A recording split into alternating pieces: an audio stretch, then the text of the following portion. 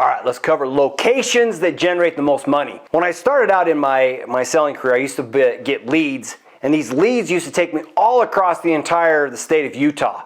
And here's what I discovered. When I started going across the entire state of Utah, like I'd go up to a place that's like 4 hours up north. And when I'd get up there, like what if they didn't show? What if they were a no-show? And then I literally spent 4 hours driving up, 4 hours driving back. And so in the end, you can see I wasted a tremendous amount of money. At some point, I was like, you know what? I bet you I could be more effective if I literally picked an area and started concentrating on it. And so that's literally what I did.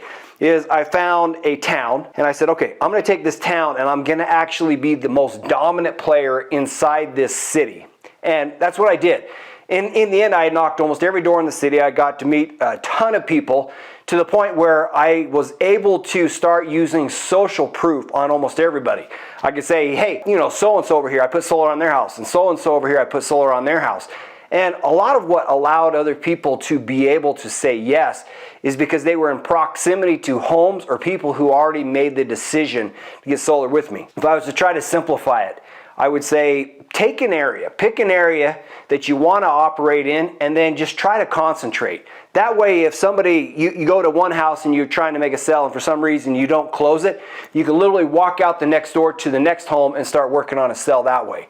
But that way you don't find yourself spread super thin trying to knock areas. So here's another secret, or here's another truth. Homeowners, people who just bought a home, typically within the first 18 months, that's when they're the most primed and willing to invest inside their home.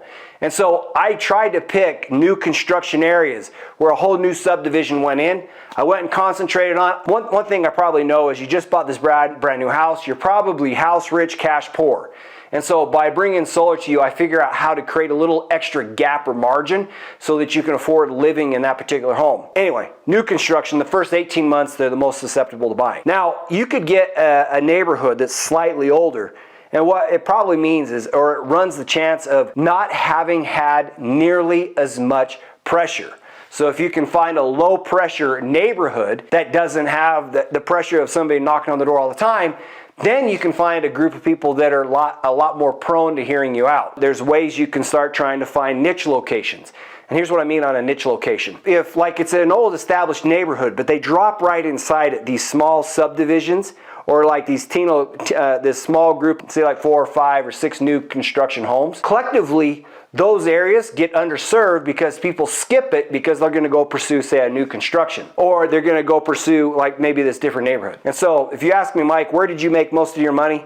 I made most of my money by concentrating in new construction in a single town and then just becoming the solar guy in that neighborhood. That way they could recommend me on Facebook. That way I could have social proof. That way if somebody didn't show up for an appointment, I could walk across the street and I can close another one versus spending 8 hours driving up all the way across the state.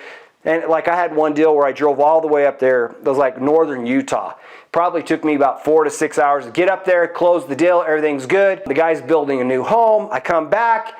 About 3 to 4 months into it, his house is still not done. He overruns his budget. He cuts the solar out of it. So not only did I spend all my time driving up and down, used up a tank of gas, but then in the end it didn't come together. So that's what I've learned on location, trying to pick a place that makes the most sense for you. So hopefully that gives you a big hand or a step up so you don't have to sit there and make as many mistakes as I did.